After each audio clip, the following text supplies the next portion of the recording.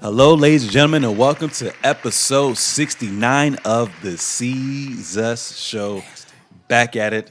Going to be another stellar episode. It's been a lot of interesting topics in the NBA this week. I can't believe it's only been 7 days, and we always have something to talk about. Even though the NFL season's going on, it's about to be the national championship game for football tomorrow. So altogether, just an exciting week of sports as well too. So obviously, episode 68 was last week, and what I like to do with you guys is always rehash. So on episode 68 of the Seezus Show, Trey and I discussed.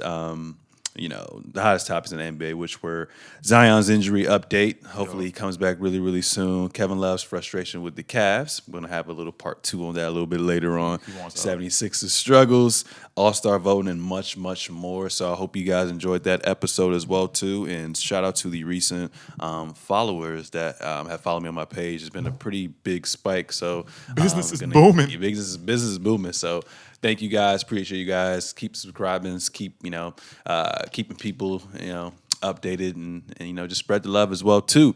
But without further ado, before we get into the hottest topics of today, I want to introduce my co-host, my boy Trey Day XXIV. Whoa. What's up, y'all? How's everybody doing? Shout out to the first time listeners, and the listeners from last time, the regular viewership as well. But what's up, man? Ready to get into it. And hey, I feel like I've been working like non-stop, man. Mm-hmm. It's a rolling on a stopwatch. Don't ever stop. So some gems. But nah. So I'm excited, man. Let's get into it. You know what I'm saying? For sure. We got the black trunks out here for all you guys who you guys. Chill on me.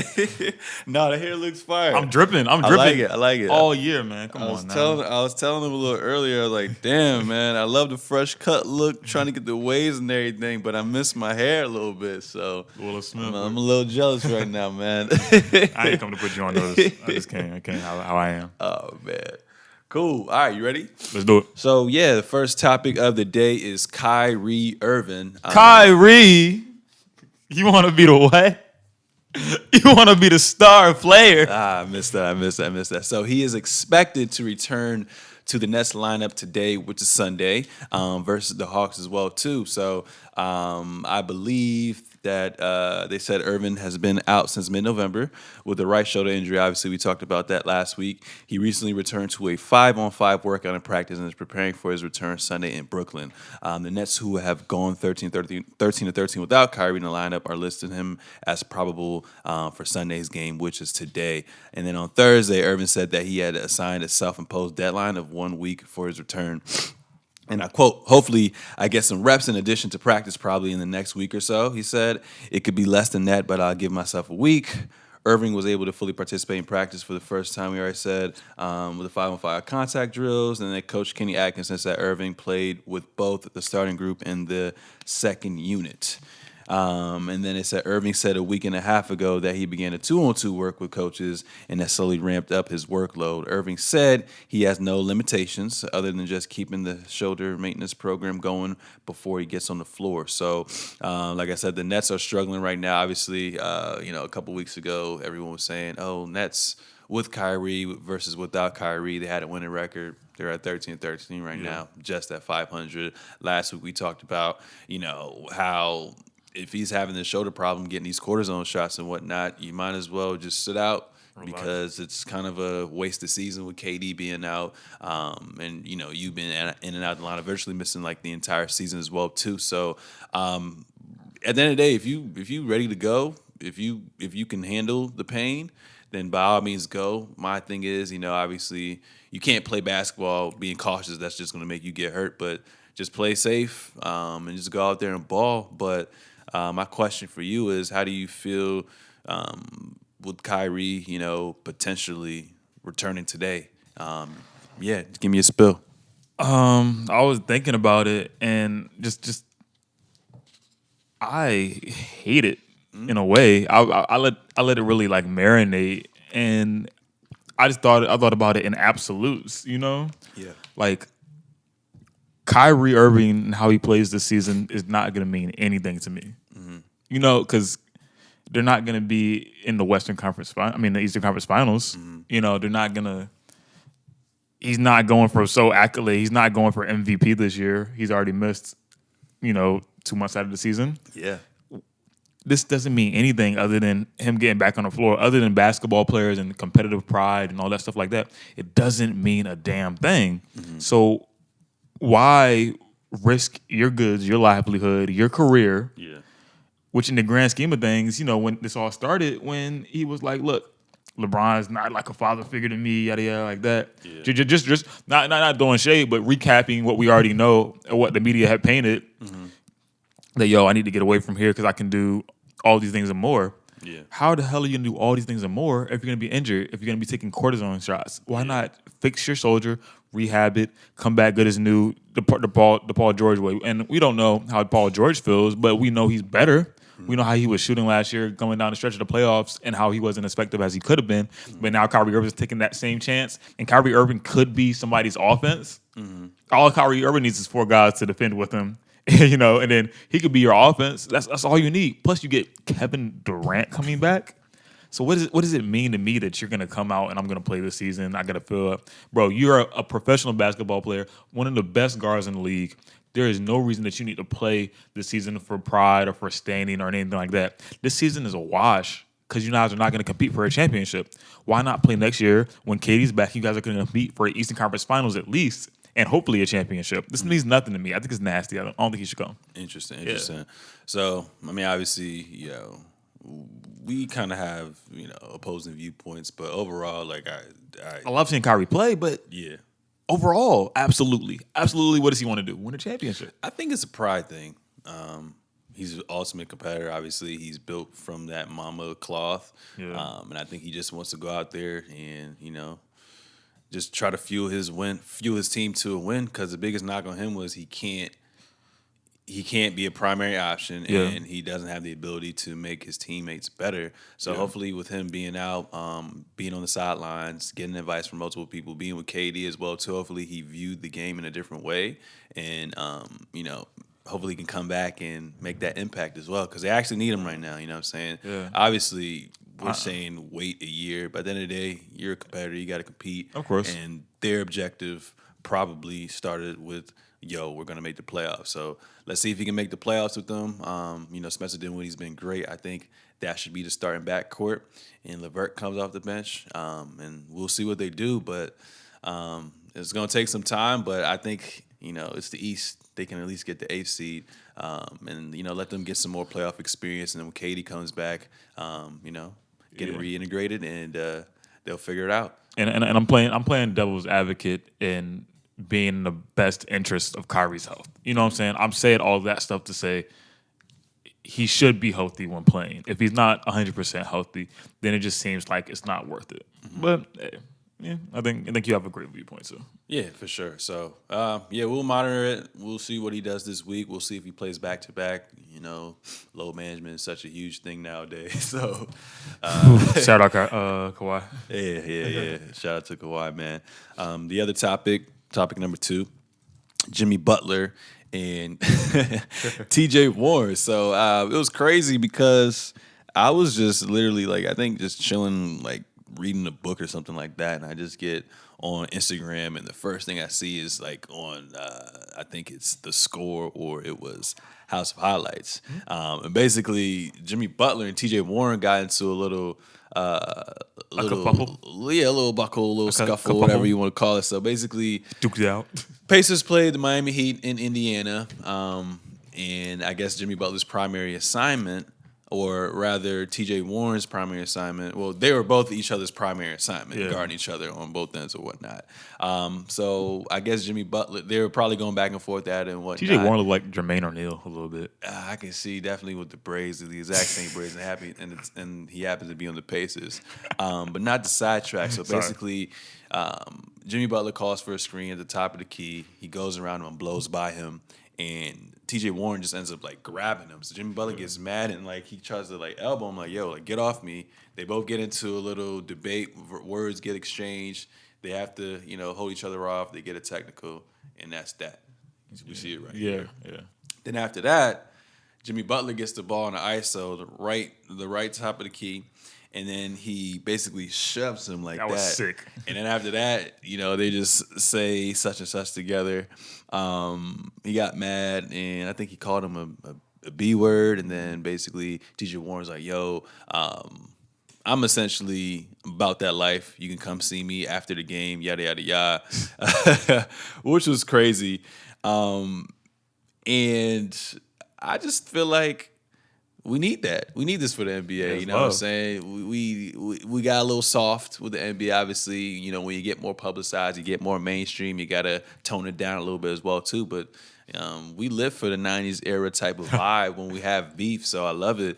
Jimmy Butler said, at the end of the day, he can't guard me. He's mad. He knowing that he can't guard me. When he flipped him off too. All right, but I can guard him as well too. And I was looking at it because I don't really pay attention to the Pacers like that since Victor Oladipo's been down. So obviously, if they have like a televised, nationally televised game, I'll try to tune in. But T.J. Warren is pretty solid, averaging 18 and 4 this year, and they're the 6th seed in the East right now as well too. But when he went up against Jimmy Butler, the Heat did beat them 122 to 108, and T.J. Warren played 23 minutes. It was only 1 of 5 from the field. Not a great night. Yeah. Yeah, he played pretty bad. So Jimmy Butler locked his ass up as well too. My whole thing is like, who you got in the fight? I got Jimmy, man. I got Jimmy because on one, I don't really know that much about T.J. Warren. Just from like his energy, he seems like he not really about that life. But I can't question the man. I can't question what he does. I can't question anything. But just knowing Jimmy Butler's track record, you know, abandoned by his mother, you know, living on his own, got into foster care, you know, basically, you know, been through it all. I just feel like Jimmy also, you know, a lot of people they say the people who talk the most are kind of the ones who are the weakest, but I feel like he's about that life, and I think if they had a fight, I think Jimmy got him. I got Jimmy. How you feel about the whole situation? We're picking fight and pick. I think it's one thing for somebody that talks a lot, but Jimmy got that batch in his eye kind of thing. Like you know, it's like some people talk like that, but it's like, nah, Jimmy actually like a wild boy. And then if you ever seen like an interview with Jimmy outside of the basketball court, you just be chilling. You know what I'm saying? So he's not one of those people that hangs around that stuff just because he tries to act hard.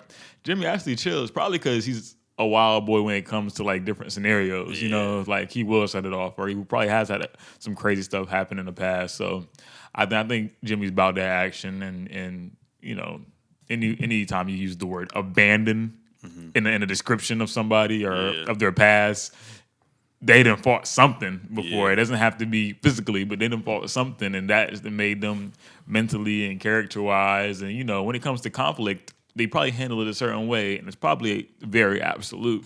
So I wouldn't go to bat with Jimmy Butler. I'd want him on my side at least. And I don't know if T.J. Warren wants that kind of smoke. I don't think he was prepared for it when it happened. Definitely only going 1 for 5 from the field, 4 rebounds in 23 minutes. Very close to just running up and down the court for a while. Yeah, for sure. But just the whole thing, I think, the conflicts this year have been pretty solid. I mean, we know as far people get heated and pick up basketball. So for NBA players to get heated on a night in and night out basis, where you're playing 82 games in a season that's a given. That happens, and I think and it just adds to the fuel of the fire in the NBA. People tune in to watch the stuff. It's not hockey. We're not going to see people throwing bows and stuff like that. Even like a few months ago with the Joel Embiid and Cat joint. Yeah. That feels like ages ago, bro. It was a few months ago, dog. Wow. Yeah, right. So it's just after a while, we're just gonna put a bracket up and who had the best fight in a way. So I think along the lines, as long as it's safe, people are gonna get into it all the time. But hey, it's basketball, it's competitive nature, it's men being men, and you know, egos colliding. That's what it is. Cool. Next topic. I want to talk about. I think this is the ultimate elephant in the room. Take it any way you want.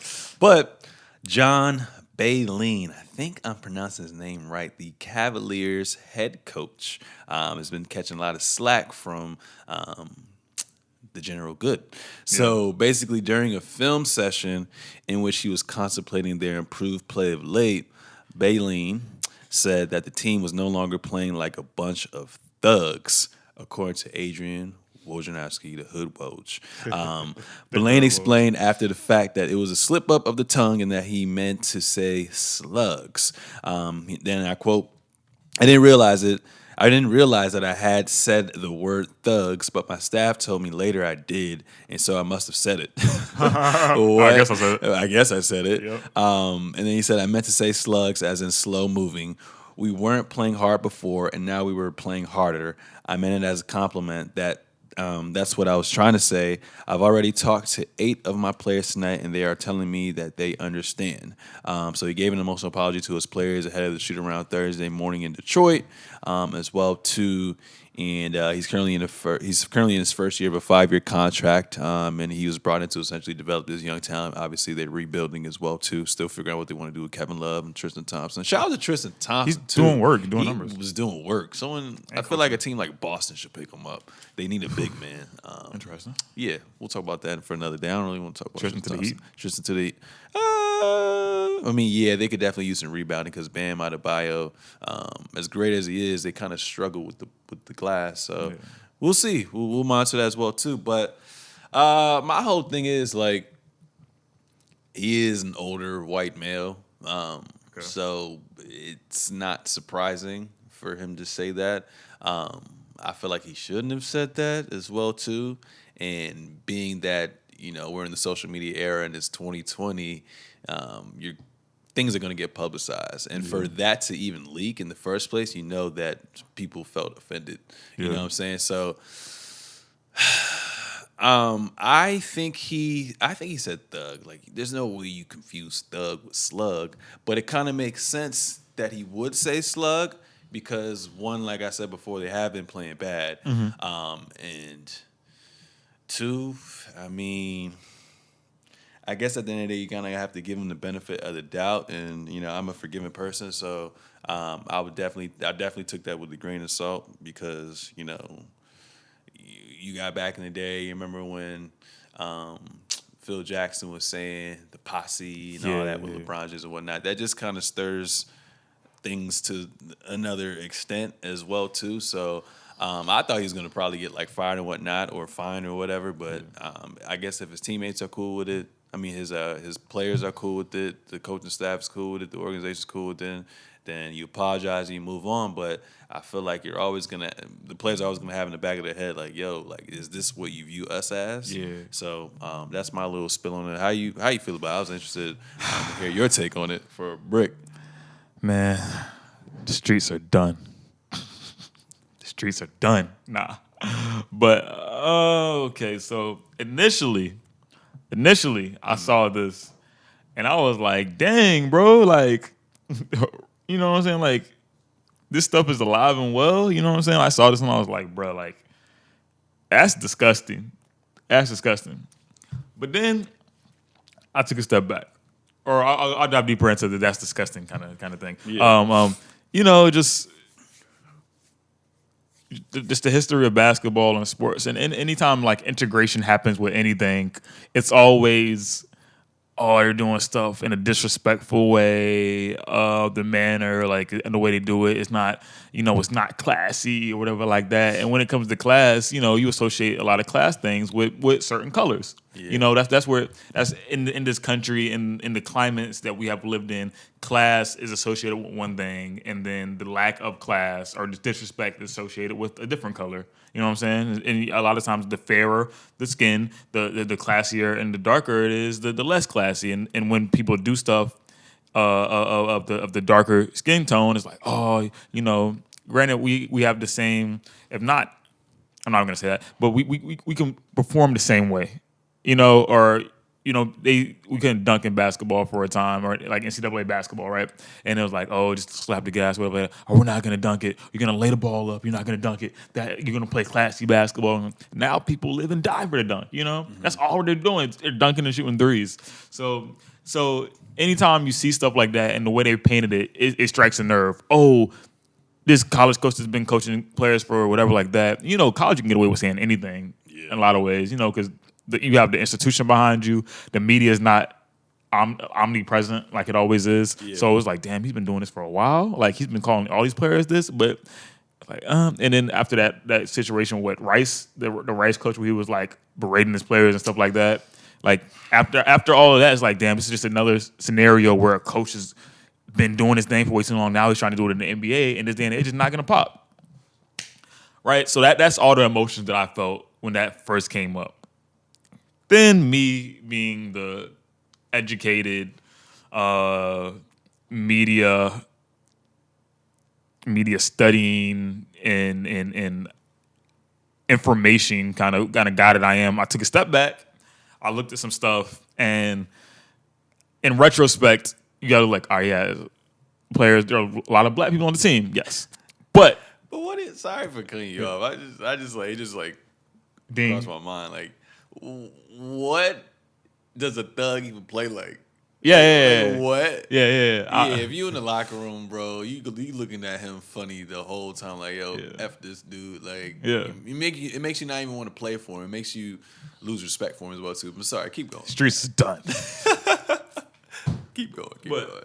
I had to really take a step back because you can't take stuff too seriously because in retrospect, everybody takes things ultra seriously nowadays. Even when it comes to approaching people that might be ignorant and might be prejudiced, you can't take them too seriously. We have to understand that they are serious.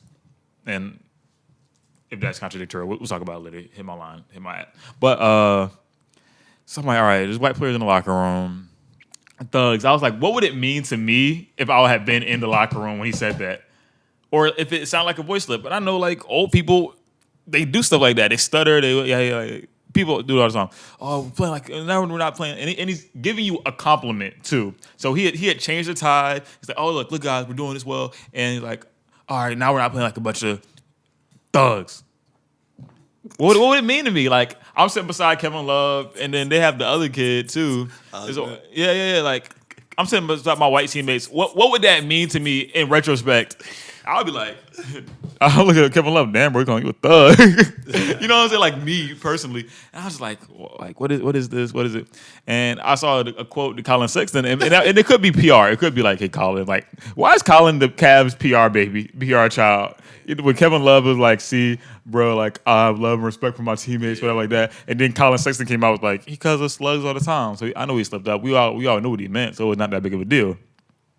So if it's a deeper, darker story, then Colin Sexton is the Cavs' young PR genie in a bottle that they just say, hey, Colin, we need you to make a statement because, it's looking bad for us right now. Yeah. But in the grand scheme of things, should thugs be used in any way when addressing minorities? Please don't, because that's no. Like, we're not going for that. But I understand that if he meant slugs, cool.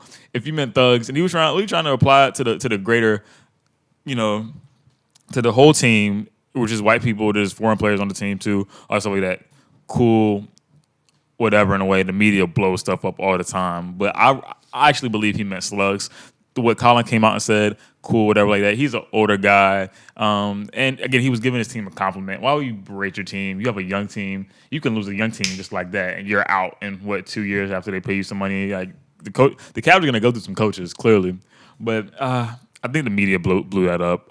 Thugs is not how you should address anybody. Definitely a team full of athletic minority men, because we've seen all that stuff before. So I think the media ran away with that. Some more story is be aware of who you're around and watch what you think before you say stuff as well too. But like you said, the fact that it wasn't a compliment, the fact that Colin Sexton came out and said that, I don't think he meant any harm, but you just got to be wary. You know what I'm saying? That's that. Next topic I want to talk about is Victor Oladipo. Man, so he is set to return January the 29th from a ruptured quad tendon.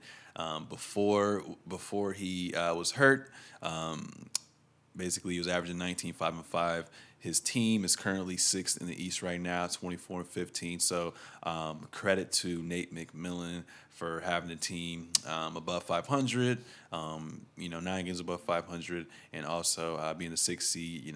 With the East, it's kind of like the West nowadays, from seeds number like 2 through 6 or 2 through 7 or whatnot. It changes any given day. So shout out to the East, the power teams in the East as well too. But it's just crazy.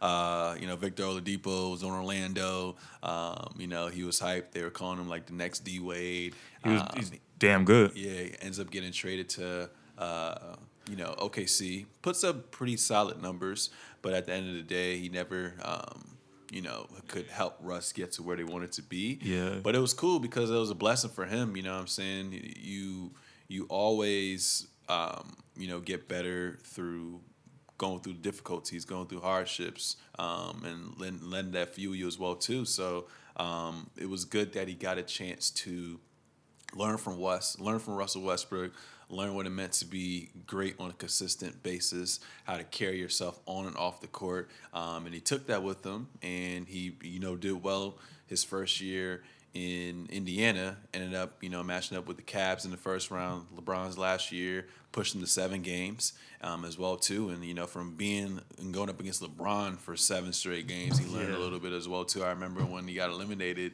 he said, "Yo, I just hit up my." Personal trainer, and he was like, "Yo, let's get it." Like, He looks polished though. Yeah. Like Victor looks very good as a basketball player. His pace is crazy. His skill set is inside, outside. He jumped with the best of them. I'm not sure how great he's gonna jump coming off this leg injury, but still, like Victor, he's a damn good guard. He plays point guard for them, right? Yeah. Point guard, shoot 2 guard. So at 6'3". I'm excited, man. Obviously, it's a good thing because normally, like with major injuries like this, these players don't come back until the last 10, 15 games of the season, and they're in a good spot right now. So they don't need him to necessarily come in and be the Victor Oladipo of old. So he's going to definitely be rusty. Are they in playoff contention right now? They're 6. Yeah, 6 in the East. The other day they were like 3rd. So it kind of really just depends on. Like I said, nightly basis as well too. But they don't need him to come in go crazy. Victor Oladipo. Oh, he's going to struggle a lot as well too. Conditioning, just got to get his conditioning up as well. Get a feel for his new teammates as well. So the fact that he's coming in January, I think he's going to be good to go for the playoffs. And I mean, the way they've been playing, man, I wouldn't. They're going to give any team a run for their money as well too. It's just going to come down to who they're going to match up against as well. But yeah, man. They got some talent, man. I like how they acquired Jeremy Lamb and Malcolm Brogdon. A lot of players are contributing. I was looking at their stats right now, and it's 1, 2, 3, 4, 5, 6. 6 players are in double digits, so they have depth. Big time forward. Sabonis averaging 18. T.J. Warren averaging 18. Sabonis looks tough. Yeah, man. OKC does a good job at finding or drafting players as well too, because he was in that trade as well with Victor Oladipo. So he's doing well. T.J. Warren's doing well. Malcolm Brogdon's doing well. Jeremy Lamb's doing well. Miles Turner is Miles Turner. Then you have Aaron Holiday, Drew Holiday's little brother as well too, doing well, and Dougie McDermott getting some buckets as well too. So very well coached. They got that old school vibe, where they're going to compete, and everything starts from the defensive end as well too. So I think they're going to be good, and I'm excited because we were talking about all these like dynamic duels and whatnot, and for years people used to say I think John Wall kind of brought that up back in the day. We're the best backcourt with him and Bradley Beal. So it's going to be exciting to see what him and Malcolm Brogdon can do. Obviously, Malcolm Brogdon is one of the few who've averaged 50, 40, 90 as well too, and he has a polished game as well too. So they're going to turn up. But what are your thoughts on him coming back, man? I'm excited. I've been waiting for Oladipo in a while. Like, again, he's one of my favorite players in the league. Yeah. From a young player's perspective. And what's Victor Oladipo, like 26, 27 maybe? Mm-hmm. But, Vic, he's my guy. He's like a humble dude. Dude very sings humble. On the side. He can sing. He sings on the side. If all else fails, he can just be R&B artist and tour. He probably writes, bro. He probably gets money from writing. He's one of those guys that you'd be like, down the road, you'd be like, yeah, I haven't touched my NBA money. And he'd be like, bet. Probably haven't, So I'm super excited for Vic to come back. I'm excited more for him a month from now than like right now, Him post All-Star break, Vic Oladipo, getting some legs in, him really understanding or getting a feel for the game a little bit more after this injury. I'm excited to see how this team runs because they were top tier in the East. They just don't get any TV time. I know. Unless they were playing LeBron in 7 games. Yeah. Or they took LeBron to 7 games. Like, I can't stress that enough. They took LeBron to 7 games. Mm-hmm. And he flushed the East, everybody else that season except for he went to 6 or 7 with Boston that year. Yeah. But yeah, I'm excited for this team. For sure. Yeah. So Victor Oladipo, it's been a long time coming. I know there's been a lot of up and down days, but it seemed like you kept that same mindset, and all the hard work's finally going to pay off. So rooting for you as well. It's going to be exciting to watch you in League Pass and all that. And I was looking at, like you said, they don't really get that much TV time. The next televised game, aside from they have an NBA TV game, Well, actually, he comes back the 29th. So the next televised game will be February the 7th on ESPN against the Raptors, and then February the 12th against the Bucks as well too. So it's going to be lit. I'm sure. You think he's going to? Obviously, he's their franchise player. You think he's going to start, or you going to come off the bench? I think he's going to start, just off the respect. I think he's going to start, but just have a minute restriction. Probably play like what, 15 to 20 minutes, and probably not play back to backs, and then casually ramp it up. Yeah, he needs to get in with the starters just for the at least again for the feel of it, and come right out once it gets a little bit, and then we'll move to our more efficient lineup until you are the efficient player that you have been. Yeah, for sure. So it's gonna be interesting. Another thing I want to talk about is NBA star Steph Curry. So he's made some headlines this week. NBA top recruiter Steph Curry. He's a funny guy. So basically, the Warriors played against the Bucks. It was on TV. I didn't watch it because the Warriors aren't the Warriors no more anymore. What do you say? I said why? Why would you watch it? Kawhi. I was like, no, bro, I don't just watch Kawhi that play, too. man. So this is living proof. Maybe the Cavs coach did say slugs instead of he slipped up. You know what I'm saying? I thought he said Kawhi. You know, it is what it is. Anyways, thugs. No. I said slugs. I said slugs. Stop it. So basically, the Warriors lost against the Bucks as well too. Obviously, Steph Curry still trying to heal his hand back up as well too. But after the game was over with, let me go on my social media page real quick. So after the game was over with, obviously players always exchange words with one another, and apparently we heard the mouthing of Steph Curry saying to Giannis, "Let's do it. Come on, man." And it's kind of crazy because episodes ago, what were we saying? Like, I wouldn't be surprised if Giannis doesn't play. Well, not doesn't play. If Giannis doesn't go to the finals, or let's say he gets to the finals and they lose like 4-1 or something like that. If he's not happy and he feels like we're a small market team, I don't really see you guys bringing in a marquee free agent. I don't see someone coming to a small market. Then I'm gonna rock. He's gonna be a free agent when the season's over with. So depending on where they stand, it's not far of a reach for him to potentially want to, change the scenery and go to the Golden State Warriors. And like I said before, Warriors are probably going to get the number 1, number 2 pick, depending on how things go. They got D'Angelo Russell as well, too. They could, use that trade and, try to get him via sign and trade. So it'll be interesting to see what's going to happen as well, too. But they said, obviously we like to create our own narratives as well too, and Steph Curry informed Chris Haynes on what he was actually telling Giannis. So all he was doing was giving Giannis his gamer tag. Haynes says about Curry for an online game called PUBG. I don't have an Xbox, but a lot of people love that. It's kind of like Fortnite, I guess.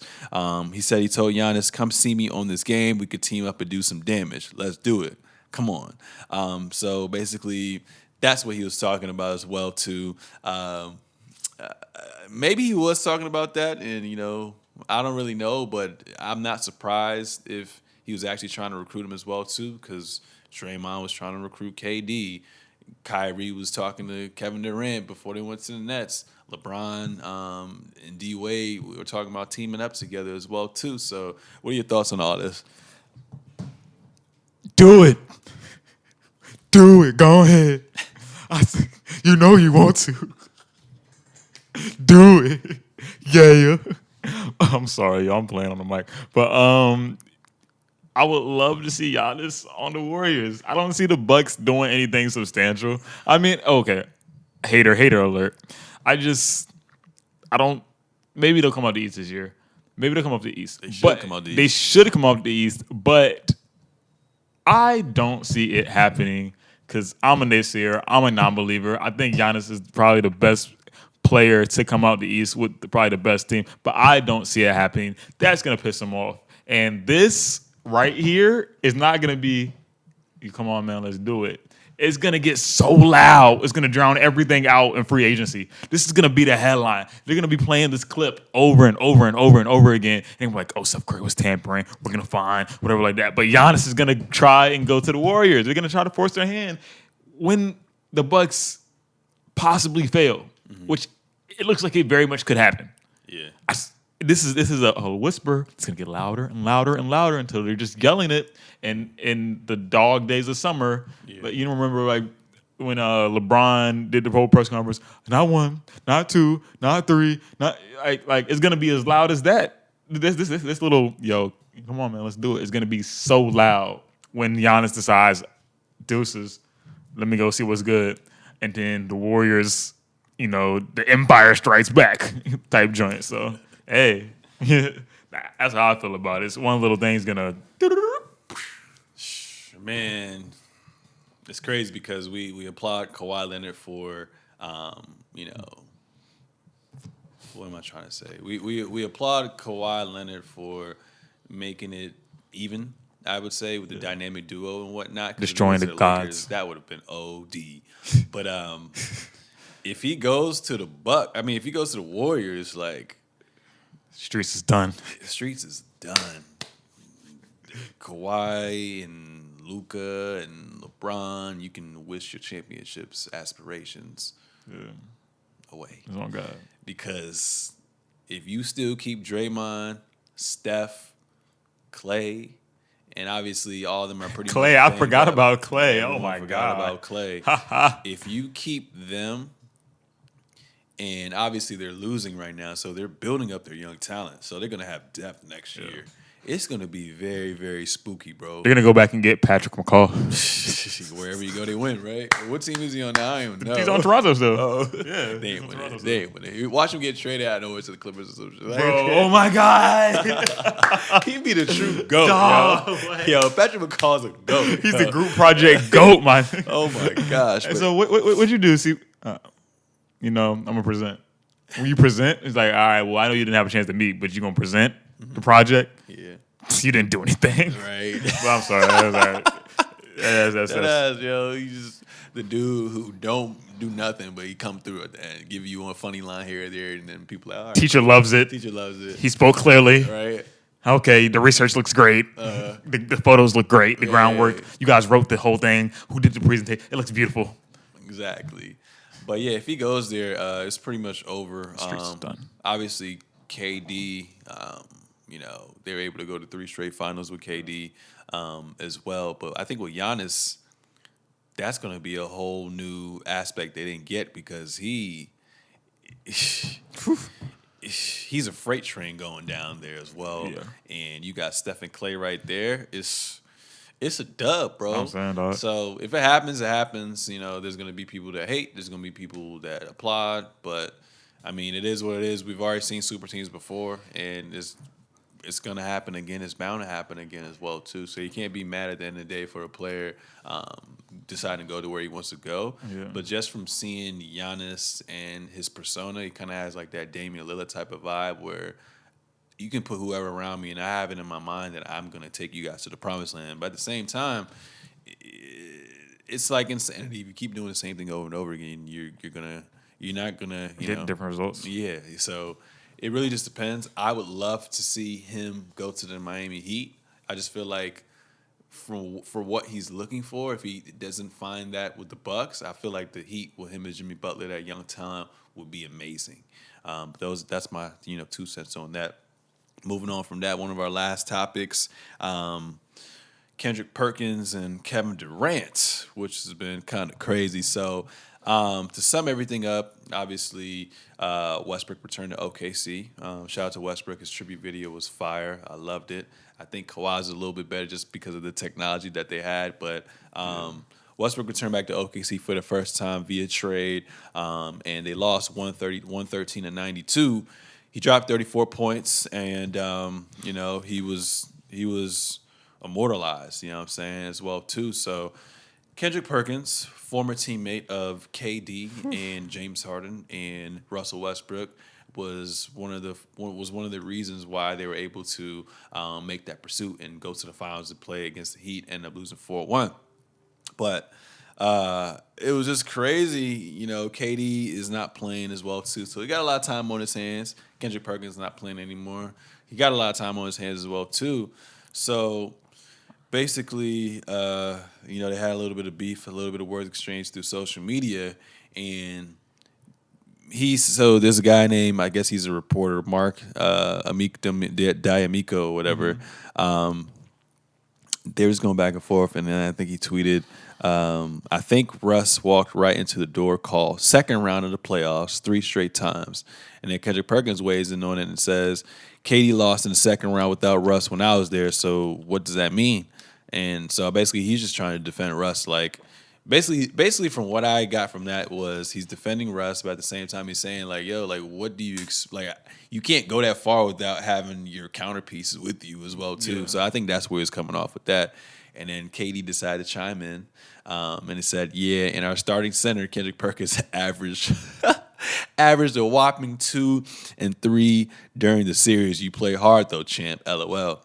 So Perkins kind of took the high road, and he said facts on the averages and facts on the champ part 2. When you attack somebody like that, like, you can't really say nothing, but you're going to feel some type of way because your pride's going to get in the way. KD responded with an emoji handshake. All right, beef is over with. It's done. Took a little jab at him. And then I guess Kendrick Perkins, probably he came back to the keyboard. Yeah, he came back to the keyboard. So I'm assuming that people started clowning him on social media, so he got even more mad. Then he went up to say, boy, stop. You did the weakest move in NBA history. 3 exclamation points. Not 1, not 2, but 3. Yeah. Up on the team. 3-1 in the Western Conference Finals, and then go join them the following season. Heart of a champion right there. KD responds with a little sloss, yawning. And then KD says, weak is starting at center and playing real minutes, but no production. I should have worked on your skills as much as I did. And Kendrick Perkins said, that's fine. He worked that hard and still had to go join the 73-9 team. Truth be told, you don't even feel like a real champ. You have a hard time sleeping at night. Knowing that you took the coward way out as well too. So the bickering went on. It's nasty. It's kind of nasty. I feel like it didn't have to go to that extent as well too. But we know KD's track record with social media, and Kendrick Perkins just that old school type of guy as well too. So I understand that as well. But at the end of the day, I felt like there was really no need for that because should have stopped after the emoji handshake. Yeah, should have stopped at the emoji handshake. And why spoil Russell Westbrook's night? You know what I'm saying? And I think KD felt some type of way. And when you really look at it, when Kendrick Perkins said that Russell Westbrook was the greatest, OKC player of our generation of all time, it's what he did off the court. It's what he did on the court. It's the fact that when KD left, he was able to still have this team above 500 in the gritty West, and still manage to be the face of the franchise, and still manage to get them to the playoffs each year as well too. Heart and soul. I mean, the dude averaged for 3 straight years a triple double as well too. And when you think of OKC, the first person that comes to mind is this loud, energized dude, Russell Westbrook as well too. So obviously, from a skill perspective or standpoint, rather, KD is the better player. We get that. But when we talk about everything else that it comes with being that franchise player, that's what he was talking about as well. But what do you think about it? Streets done. that's your motto for the day. That's the title of the episode 69. Streets is done. Man, this is sick, bro. Like, I just don't understand how people in 2020 can't just uplift each other, despite the noticeable conflicts that people might have with themselves and the wrong words they would have turned. Like, at this point, yes, as far as the legacy standpoint, what we talk about forevers, yes, it's always going to be in question. When KD went to the Warriors, yada, yada, like that, it's always going to be in question. At the same time, KD is who he is. He is a weapon. He's one of the top 5 players in the league. He's probably the best scorer in the league. All that said and done, there is no need to bring this up on Russell Westbrook's night. And I would go further and say maybe Kendrick Perkins should have known that mentioning KD is like saying Beetlejuice, Beetlejuice, Beetlejuice, and KD's gonna fucking pop up in your mentions. Oh God, dog. You can't talk about KD online and him not pop up in your mentions. Come on, dog. Money. You know what I'm saying? Money. Someone need to make a little graphic, yo. I might have to reach out to my graphic designer and just make a little skit. Beetlejuice, Beetlejuice, Beetlejuice, and he just you can't do that. That's who he is. And you understand them. You can be friends with people and you know that they have these tendencies. Cool, whatever. Keep it moving. Kendrick Perkins, he poked the sleeping Twitter bear. You know what I'm saying? Like he did. Like you can't do that. And I know he wasn't. He didn't mean any disrespect. He just was comparing two iconic players to the franchise. Yeah. You know what I'm saying? That left the franchise, and he was like, "Yo, defending Rush about it." But then, out of thin air, my man's comes. You know what I'm saying? Clips loaded. Drop some facts too, because if anything, KD has facts for you. You know what I'm saying? I don't like, and he has hurtful facts because KD goes for the jugular whenever he goes for it. You know what I'm saying? He's like, why would I wear a vest when I aim for the head? You know, when you aim for the head. You know, shout out Drizzy. But yeah, dog. Like KD's gonna come and he's gonna be in some beef over via typing things with KD, he's gonna try to kill you. And came for Kendrick Perkins' livelihood. Yeah, bro. Like we watching clips of Kendrick Perkins. He has some some stacking the fool with Kendrick Perkins. He has some tough, some bad stuff. Yeah, but sorry. Granted, he was a piece in. I can't keep watching this with you. Kendrick Perkins was a piece in a great team that year. Super, super influential to it. Who knows? You know, he probably played defense, all that good stuff. All in all, the beef was unnecessary. We're having too much fun, bro. We better get the fuck out of here. I'm gonna cut it off, yo. Yo, Kendrick Perkins tries to reverse dunk, right? Goes baseline, misses the rim completely, throws the ball out of bounds to the other team. Oh, shit. Bro. All right, go ahead. I'm sorry. Nah, that's all I had to say about it, bro. I'm done. These kings should not be beefing. I'm done. The whole narrative of KD going and being a sellout and can't sleep at night, that's done and played out, dude. Like, we already know how he's about to react to it. We already know what it is. This is episode 69 Yo, I'm not done yet. of the Seezus show. Oh. Okay. Get yourself together. All right, so Episode 69. last topic we'll talk about is it's not really a topic, just bring up some mentions. NBA All-Star voting part 2 came out right now, and we said Luka was leading the way. Well, I think LeBron, DM'd a couple of his people. You know how on Instagram they got the close friends and only they can see it. So he probably reached out to like 30 people and was like, yo, vote for me, please, for All-Star. I'm trying to be the captain again. LeBron's leading the way right now with 3.3 million votes right now. And then Luka has 3.2 for the guards as well, too. Obviously, Giannis is Giannis as well. Yeah. And then after that, it's pretty much fair game, honestly. Anthony Davis kind of spiked up as well. He has 3 million votes as well, too. But I encourage you guys to definitely go vote. We still got a couple of days left as well, too. So I made my, I voted as well, too. Okay. And I picked, I'll show you. So for the East, I picked Bradley Beal for the Kendrick Perkins judge. This nigga weak. He's bad. He's not good. He's not good. Why is he so bad? I'm sorry. We gotta finish this. Oh, yeah, we cut it off. All right, so for my votes.